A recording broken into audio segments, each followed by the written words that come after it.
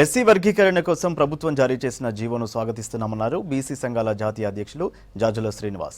Tamil Nadu governor ఇష్యూలో supreme తీర్పు మంచి పరిణామమన్నారు.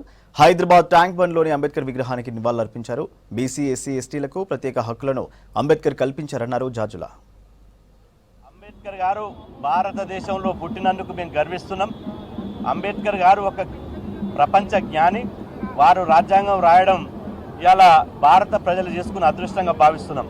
ముఖ్యంగా వర్గీకరణకు సంబంధించి తెలంగాణ రాష్ట్ర ప్రభుత్వం మొట్టమొదటిసారిగా సుప్రీంకోర్టు వర్గీకరణ చేయాలని చెప్పి ఇలా ఒక జడ్జిమెంట్ ఇస్తే తెలంగాణ రాష్ట్ర ప్రభుత్వం వర్గీకరణ అమలు చేస్తూ భారతదేశంలోనే 29 రాష్ట్రాల్లో మొదటి రాష్ట్రంగా జీవో నెంబర్ 33ను ఈరోజు ఏప్రిల్ 14వ రోజు విడుదల చేసినందుకు ఇలా ఈ జీవో విడుదల చేయాలని మేము స్వాగతిస్తున్నాం.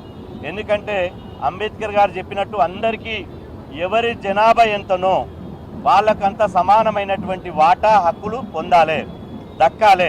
కాబట్టి ఈ జీవో ఇవ్వడాన్ని మేము స్వాగతిస్తున్నాం. భారతదేశంలో ఒక సామాన్య పౌరుడి నుంచి మొదలుకుంటే భారతదేశంలో అత్యున్నతమైనటువంటి పదవిలో ఉన్న ఎవరైనా సరే అందరికీ చట్టాలు ఒకే విధంగా ఉండాలి, ఆ ఉండే విధంగా చూడాలి. అదే అంబేద్కర్ గారు అన్నటువంటి నిజమైన కళ అని చెప్పి సందర్భంగా తెలియజేస్తూ సెలవు.